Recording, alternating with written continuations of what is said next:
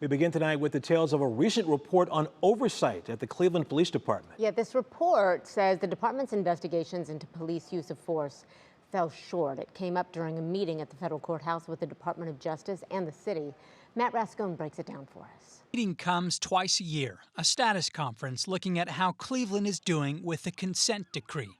This week, the monitoring team charged with overseeing compliance released a report about the Cleveland Police Department's investigations into use of force. The team reviewed 28 investigations from July 2020 through October 2022. The report says investigators who look into use of force are supposed to be objective, but in 28% of the cases they looked at, they found those investigators were biased toward officers. They also found the department failed to conduct timely interviews of officers who were involved in most cases, delaying them weeks, if not months. When I reached out to the city, they noted Mayor Justin Bibb's administration was in office only for the last 10 months of this review.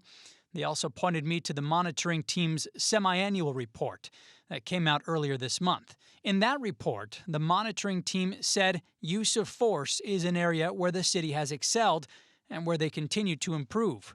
But that report also highlights the police department's struggle to comply with community engagement and building trust, and its lack of progress in community and problem-oriented policing.